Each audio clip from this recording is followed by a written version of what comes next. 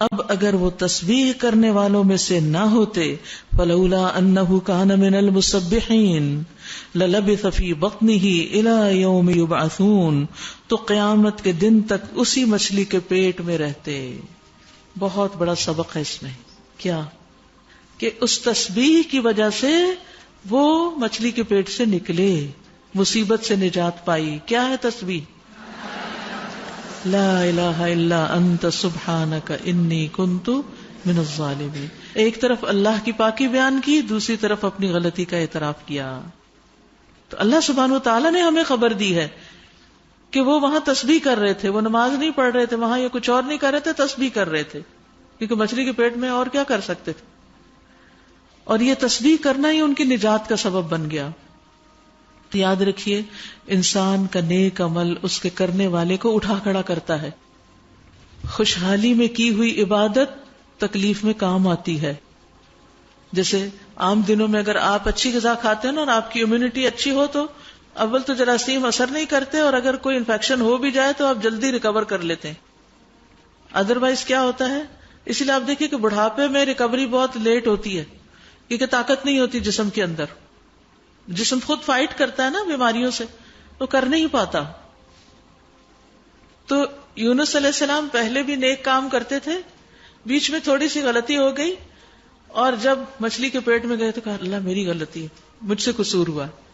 تو اللہ تعالیٰ نے ان کی سن لی. تو نیک اعمال جو ہوتے ہیں وہ انسان کی مصیبتوں کو دور کرنے کا ذریعہ بھی ہوتے ہیں.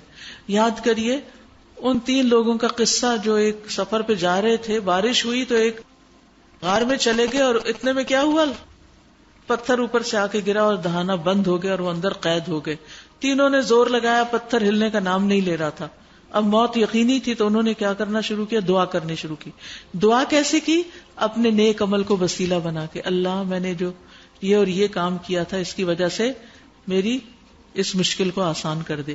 اسی لیے جب آپ چاہیں کہ آپ کی کوئی مشکل آسان ہو، ایک طرف تسبیحات، دوسری طرف صدقہ خیرات، اور ساتھ اس کے دعا. اور انہوں نے دعا کس طرح کی؟ حدیث میں آتا ہے اللہم ان کنت تعلم انی فعلت ذلک ابتغاء وجہک فافرج عنا. اے اللہ اگر تیرے نزدیک یہ کام میں نے تیرے چہرے کی خاطر کیا تھا، خالص نیت سے کیا تھا، تو اس کی وجہ سے اس چٹان کو آپ ہٹا دیجئے. چنانچہ وہ چٹان ہٹا دی گئی. تو نیک اعمال انسان کے لیے دنیا میں بھی بڑی بڑی چٹانوں کو ہٹانے کا ذریعہ بن جاتے ہیں. ہم اکثر کہتے ہیں نا بندش ہے، رکاوٹ ہے، کہتے ہیں نا. کوئی بندہ ہی ہوگا جو کہے کہ کوئی رکاوٹ نہیں ہے میری زندگی میں. کوئی کچھ بھی نہیں کر سکتا. آپ ٹھیک ہو جائیں خود، اپنی غلطیوں کا اعتراف کر لیں، اللہ کی تسبیح کریں، صدقہ خیرات کریں، اور اگلی زندگی کو اچھا گزارنے کا عہد کریں تو بندشیں دور ہو جائیں گی. ہمارے یہ اپنے ہی گناہ ہوتے ہیں جو ہمارے لیے رکاوٹ بن جاتے ہیں. تو کثرت سے اللہ کی طرف رجوع کریں، نا امید نہ ہو، امید کے ساتھ، یقین کے ساتھ.